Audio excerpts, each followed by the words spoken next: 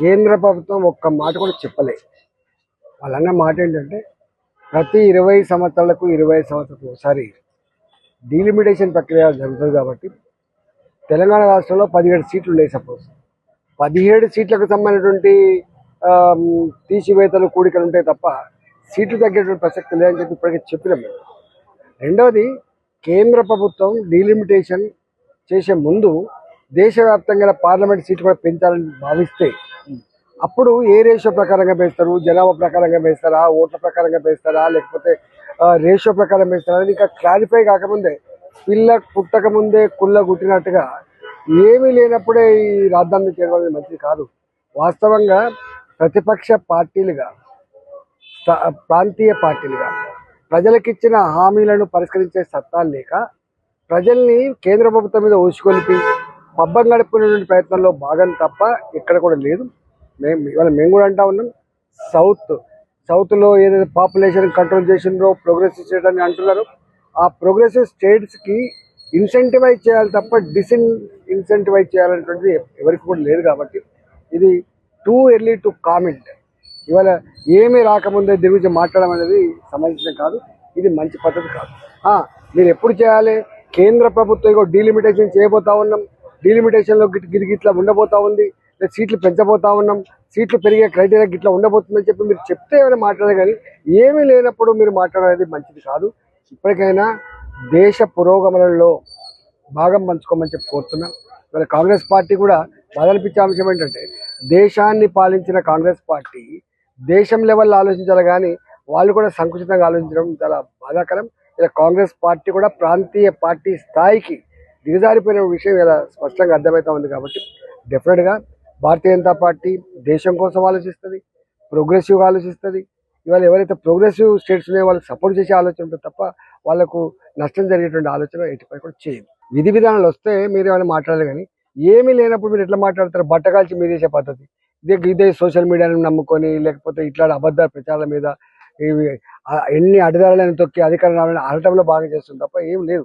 ఇవాళ మీరు చూస్తా ఉన్న హిమాచల్ ప్రదేశ్లో ఇట్లా తప్పుడు ప్రచారం, అబద్ధపు మాటలు చెప్పిండ్రు, ఏమైపోయింది? కుప్పకూలిపోయింది. ఇట్లా తెలంగాణలో కూడా అబద్ధ ప్రచారం చేశారు. అలా మేము నిలువరించే ప్రయత్నం చేసినాం.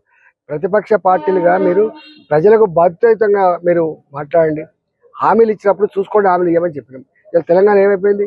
మేము చెప్పడం కాదు, 2,97,000 కోట్ల రూపాయలు బడ్జెట్ పెడితే 70,000 కోట్ల రూపాయలు ఖర్చు పెట్టలేకపోయినాం, మాకు అప్పులు పుడతలేవు, మేము నడపలేకపోతున్నాం, జీతభత్యాలకు అప్పులు కట్టడానికి డబ్బులు లేవని చెప్పి ఇలా చేతులు ఎత్తేస్తున్నది మేము కాదు, చేతులు ఎత్తేస్తున్నది రేవంత్ రెడ్డి. కర్ణాటక గొప్ప స్టేట్, దాన్ని ఇలా కథం పట్టించారు. ఇట్లా ప్రతిపక్ష పార్టీలకు అధికారం ఇస్తే ఆ రాష్ట్రాలను దిగజార్చి రాష్ట్ర ప్రజానికానికి కంటి మీద కొడుకు లేకుండా చూసి ఇవాళ అప్పులు పుట్టని పేద రాష్ట్రాలకు దిగజార్చే ప్రయత్నం చేస్తున్నారు. దాని మీద దృష్టి పెట్టి మంచి పరిపాలన అందించాలని, ఇచ్చిన హామీలు అమలు చేయాలని చెప్పి నేను ఆ పార్టీలకు సూచన చేస్తాను. ఆదిలాబాద్లో 14 లక్షల ఓట్లున్నాయి, ఆదిలాబాద్ పార్లమెంట్లో 14,40,000 ఓట్లున్నాయి, మల్కాజ్గిరిలో 38 లక్షల ఓట్లున్నాయి. అర్బనైజేషన్ చాలా ఫాస్ట్గా జరిగిపోతుంది, మీకు తెలుసు. ఇవాళ ప్రతి నిత్యం ఎక్స్పాండ్ అయ్యేటువంటి నియోజకవర్గం మల్కాజ్గిరి. చూస్తాను 40 లక్షల ఓట్లకు పెరిగిపోయే ఆస్కారం.